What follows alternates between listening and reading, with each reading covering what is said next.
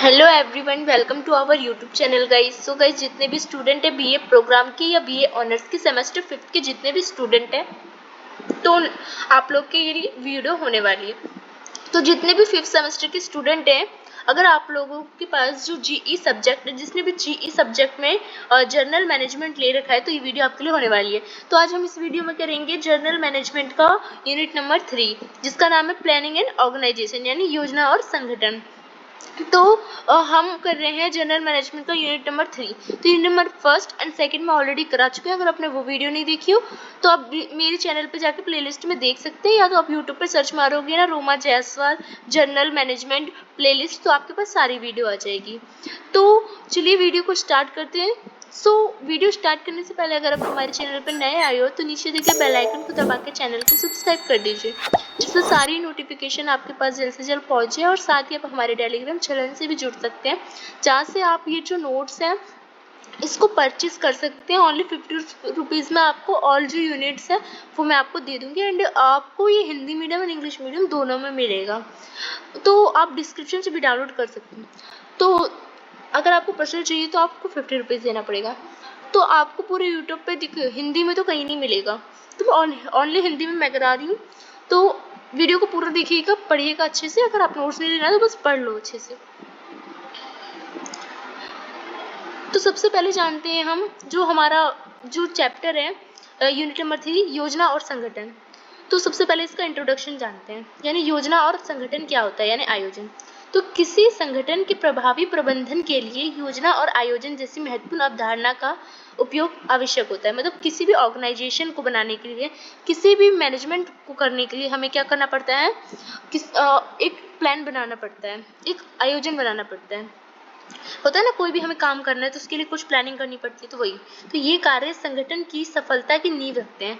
तो हमारा जो भी ऑर्गेनाइजेशन होता है या जो भी कंपनी होती है, उसको अपने मतलब उसका गोल कैसे हम अचीव कर पाए, उसकी सफलता कैसे हो पाए, तो हम प्लानिंग के द्वारा ही तो करते हैं। कि प्लानिंग करते हैं, हम ये करेंगे वो करेंगे अपने कंपनी में, संगठन में, तो हम अपनी सफलता पा सकते हैं। तो हम इसमें जानेंगे कि अध्ययन का जो प्रस्तुत करेगा इसमें कि जिसमें से विशेष रूप से रणनीति और परिचालन योजना पर ध्यान दिया जाएगा। तो इसके बाद निर्णय निर्धारण, सीमित तर्कसंगत, जिससे तो इसके महत्व और श्रम विभाजन को हम पढ़ेंगे इसमें। तो इसकी विशेषता, इसकी संगठनात्मक संरचना क्या है, इन सब के बारे में हम इसमें पढ़ेंगे। तो सबसे पहले जानते हैं जो हमारा चैप्टर है योजना और ऑर्गेनाइजेशन। तो सबसे पहले जानते हैं कि योजना क्या होता है। तो योजना जो है वो किसी भी संगठन के लक्ष्यों को परिभाषित करने और उन लक्ष्यों को प्राप्त करने के लिए रणनीति बनाने और उसकी गतिविधि को एकीकृत करने और मिलाने की एक प्रक्रिया है। मतलब योजना एक प्रक्रिया है। इस प्रक्रिया के द्वारा चाहे हमारी कंपनी हो, चाहे हमारा ऑर्गेनाइजेशन यानी संगठन हो, उसको हम परिभाषित करते हैं। क्या कि हम अपना योजना जो हमारी कंपनी है या ऑर्गेनाइजेशन है उसको हम कैसे चलाएंगे, हम एक लक्ष्य निर्धारित करते हैं और एक प्लान बनाते हैं। तो उसी प्लान को योजना कहते हैं। इस प्रक्रिया को रणनीतिक योजना और परिचालन योजना में विभाजित किया जाता है। तो योजना को भी दो भागों में बांटा जाता है, परिचालन योजना और रणनीति योजना। यानी रणनीति योजना में रणनीति बनाई जाती है, परिचालन में उसको लागू किया जाता है। तो प्रत्येक का उद्देश्य भिन्न होता है, लेकिन वे आपस से एक दूसरे से जुड़े होते हैं। तो सबसे पहले जानते हैं स्ट्रेटेजिक प्लानिंग क्या होता है, यानी रणनीतिक योजना क्या होता है। तो जो रणनीति योजना होता है वो दीर्घकालिक लक्ष्यों को स्थापित करना और उन्हें प्राप्त करना होता है। यानी जो बहुत ज़्यादा मतलब लॉन्ग टाइम के लिए जब हम कोई प्लान बनाते हैं ना अपनी संगठन के लिए या कंपनी के लिए, तो उसको कहते हैं रणनीति योजना, जो बहुत लंबे समय के लिए बनाते हैं। तो सबसे अच्छा मार्ग तय करना इसमें शामिल होता है अपने ऑर्गेनाइजेशन के लिए। यह योजना आमतौर पर कई वर्षों की होती है, मतलब 2-3 साल के बना लिया, 10 साल के बना लिया, वो वाले प्लान। इसका उपयोग शीर्ष प्रबंधन द्वारा संगठनों को भविष्य की निर्देश करने के लिए किया जाता है। योजना व्यापक होती है और कंपनी में समग्र दिशा पे केंद्रित करती है, मतलब कंपनी के हर एक पहलू को देखती है। तो रणनीति योजना में आंतरिक और बाहरी वातावरण का विश्लेषण करना शामिल होता है। यानी ऑर्गेनाइजेशन के बाहर और आंतरिक जितनी भी क्रिया होती है उसको देखना और उसको प्लान करना इसका काम होता है। जैसे स्वॉट होता है, कमजोरियां, अवसर और खतरे, ये जितने भी होते हैं ना, उन सब का विश्लेषण करना होता है और पेस्ट करना होता है। यानी राजनीतिक, आर्थिक और सामाजिक और प्रौद्योगिक चीज को। स्वॉट में आता है एस से आता है ताकत, कमजोरी, अवसर और खतरे। और जो पेस्ट है यानी political, economic and social and technology, तो उसको पेस्ट कहते हैं इनकी भाषा में, तो मार्केटिंग की भाषा में। तो इस स्तर की जो योजना होती है वो संगठन के मिशन और दृष्टिकोण और मूल्य को बाजार में उपलब्ध और संसाधन और अवसर के साथ रेखांकित करने में मदद करती है। तो अब हमने जाना रणनीति योजना। अब जानते हैं परिचालन योजना क्या होता है। परिचालन योजना बिल्कुल रणनीति योजना के विपरीत होता है, अपोजिट होता है। परिचालन योजना जो है वो दैनिक गतिविधि से संबंधित होता है, जो कि कम समय के लिए होती है, अल्पकालिक उद्देश्य को प्राप्त करने होता है। छोटी मोटी जैसे कंपनी में कोई मतलब एक्टिविटी आ गई तो उसको सॉल्व करने के लिए होता है। जो रणनीतिक योजना का समर्थन करती है, मतलब जो हमारी रणनीति योजना होती है वो तो सालों साल के लिए होती है, उसको हेल्प करने के लिए परिचालन योजना बनाई जाती है कि अब एक तो रणनीति योजना होती है कंपनी के लिए और उसको भी कैसे चलाया जाए उसके लिए परिचालन योजना बनाई जाती है। परिचालन योजना अत्यधिक विस्तृत होती है और आमतौर पर मध्य या जो निम्न प्रबंधन द्वारा विकसित की जाती है। ये योजनाएं विशिष्ट कार्य और समय और संसाधन के आवंटन पर ध्यान केंद्रित करती है, जो कि तत्काल संगठन और लक्ष्य को प्राप्त करने के लिए आवश्यक होते हैं। तो यह जहां रणनीति योजना बड़ी तस्वीर पर ध्यान केंद्रित करती है, वहीं परिचालन योजना इस रणनीति को सूक्ष्म पर लागू करने के लिए और रोडमैप इस पे प्रदान करती है। तो अब जानते हैं हम निर्णय निर्धारण क्या होता है। तो निर्णय निर्धारण जो होता है ये योजना के केंद्र में निर्णय को निर्धारण करने की प्रक्रिया होती है, जिसमें विभिन्न विकल्प जैसे जो होते हैं उसको एक अच्छा चयन करना इसमें शामिल होता है। यानी प्रभावी निर्णय निर्धारण में संगठनात्मक जितने भी ऑर्गेनाइजेशन होते हैं उसके जो लक्ष्य होते हैं उसको उस पर बहुत ज्यादा फोकस किया जाता है। दूसरा है कि निर्णय निर्धारण की आवश्यक अवधारणा और महत्व क्या है। यानी निर्णय निर्धारण जो है डिसीजन मेकिंग, उसकी प्रक्रिया में 2 या 2 से अधिक विकल्प होते हैं जिसे चुनने की प्रक्रिया होती है। तो इस प्रक्रिया में आमतौर पर समस्या की पहचान की जाती है और विकल्पों का निर्माण की जाती है।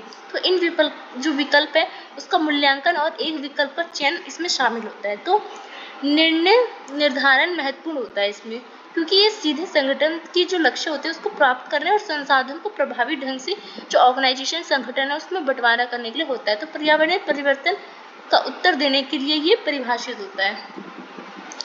तो दूसरा है जो सीमित तर्कसंगता, यानी जो बाउंडेड रैशनैलिटी होता है उसको दर्शाता है। यानी सीमित तर्कसंगता होती है इसमें। यानी जो सीमित तर्कसंगता क्या होती है, इसकी अवधारणा जिसे हर्बर्ट साइमन ने प्रस्तुत किया है।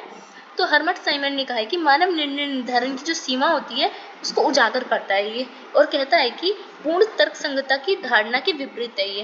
यानी सीमित तर्कसंगता इस बात को स्वीकार करती है कि व्यक्ति समय और संज्ञानात्मक सीमाओं और उपलब्ध जानकारी की सीमा द्वारा सीमित होते हैं और परिणाम स्वरूप जो प्रबंधन के अक्सर एवं संतोषजनक समाधान का चयन करते हैं, जो कि अच्छा होता है और बजाय इसके ये सर्वश्रेष्ठ भी होता है। मतलब ये अवधारणा वास्तविक दुनिया के जो निर्णय और निर्धारण होते हैं ऑर्गेनाइजेशन के उसको समझने के लिए बहुत ज़्यादा महत्वपूर्ण होता है, क्योंकि यह समझी जाती है कि प्रबंधन ऐसे निर्णयों को लेते हैं जो कि उपयुक्त नहीं लगते हैं, जो मतलब काम के नहीं होते हैं, लेकिन प्रबंधनों के सामने मौजूद जो सीमा होती है उसको देखते हुए तर्कसंगत वो होते हैं, मतलब जवाब देना उनको होता है।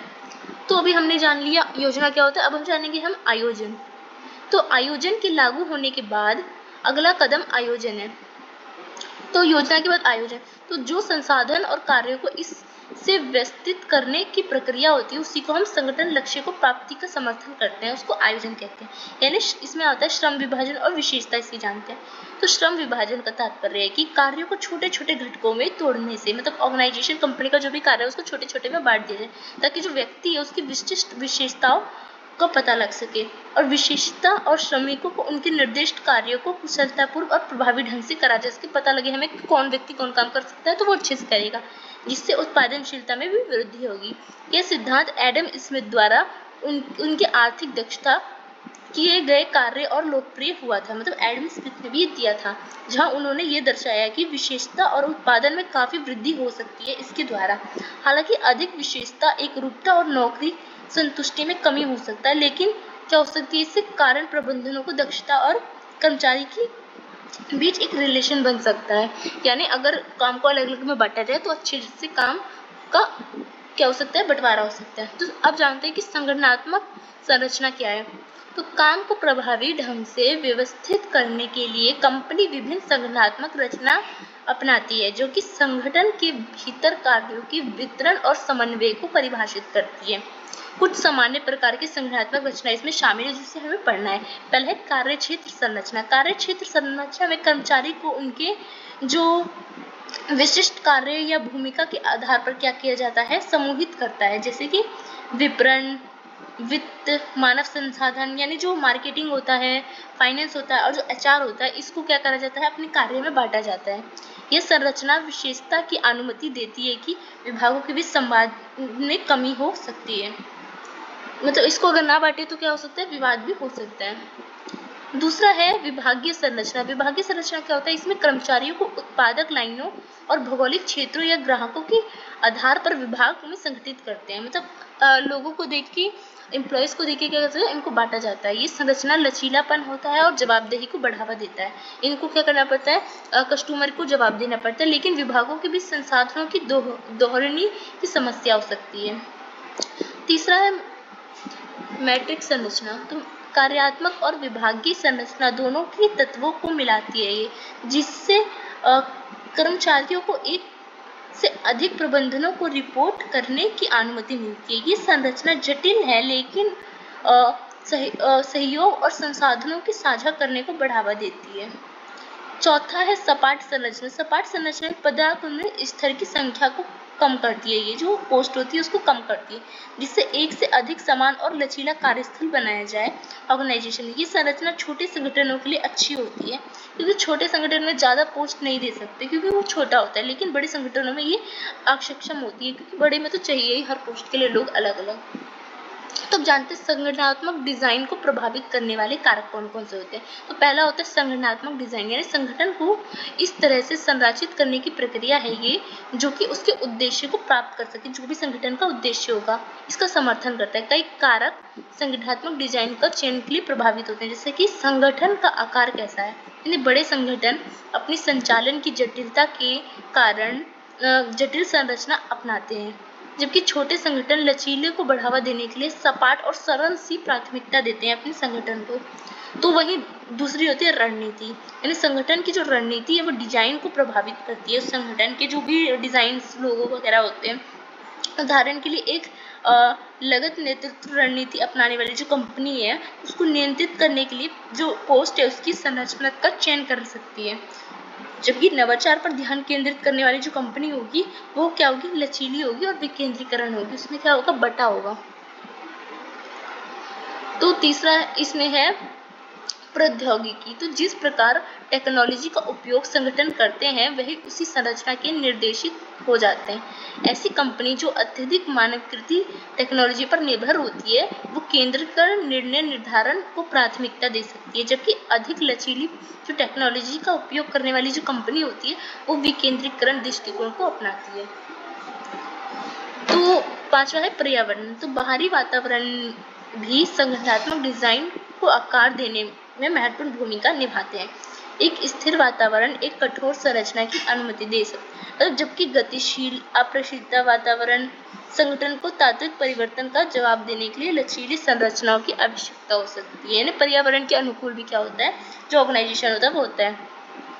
तो जो सिक्स्थ है वो है संस्कृति, यानी संगठनात्मक जो संस्कृति डिजाइन होता है उसको विकल्प उसकी प्रभावित करती है। मतलब संस्कृति के हिसाब से ऑर्गेनाइजेशन को बनाना, यानी ये सहयोगी संस्कृति वाली सिंपल सी और मैट्रिक्स संरचना होती है, जबकि अधिक पारस्परिक और जो पोस्ट वाली जो संस्कृति होती है उसकी संरचना की ओर झुकी होती है। तो निष्कर्ष के तौर पे कहें तो प्रभावी प्रबंधन योजना और जो आयोजन होते हैं उसको कुशलता पर वो उसकी एबिलिटी होती है उस पर आधारित होती है। रणनीति और जो परिचालन योजना है वो संगठनात्मक लक्ष्य को प्राप्त करने के लिए रोड मैप प्रदान करती है। मतलब जो भी ऑर्गेनाइजेशन है उसका जो भी गोल है उसको प्राप्त करने में योजना और जो आयोजन है वो उस कंपनी या और ऑर्गेनाइजेशन को मदद करती है। जबकि निर्णय निर्धारण जो होती है यानी जो डिसीजन मेकिंग होती है यह सुनिश्चित करती है कि जो कंपनी ऑर्गेनाइजेशन है उसके लक्ष्य कैसे प्राप्त कर सकते हैं हम सही तरीके से, और श्रम विभाजन जो होता है वो ये बताता है कि विशेषता और उपयुक्त संगठनात्मक संरचना को मतलब ऑर्गेनाइजेशन स्ट्रक्चर को अपनाकर, अच्छे ऑर्गेनाइजेशन को हम अपनाकर आयोजन और योजना में हम क्या कर सकते हैं, काम कर सकते हैं अच्छी तरह से। तो संगठन के आकार, संगठन की रणनीति और टेक्नोलॉजी और पर्यावरण और संस्कृति जैसे जो कारक होते हैं उससे हम क्या कर सकते हैं, उससे हम संगठनात्मक जो डिजाइन है उसको निर्धारित करने में महत्वपूर्ण भूमिका निभा सकते हैं, तो उसको निर्धारित करने में महत्वपूर्ण भूमिका निभाते हैं। तो ये तत्व मिलाकर एक सुचारू रूप से प्रबंधित और सफल संगठनात्मक की नींव रखते हैं। तो आई होप मैंने आपको ये पूरा यूनिट करवा दिया। तो ये आपकी यूनिट होती है 3rd यहाँ पे खत्म। तो अगर आपको वीडियो अच्छी लगी तो वीडियो को लाइक कीजिए, वीडियो को दोस्तों में शेयर कीजिए, वीडियो कैसे लगे कमेंट सेक्शन में जरूर बताइए। सो धन्यवाद।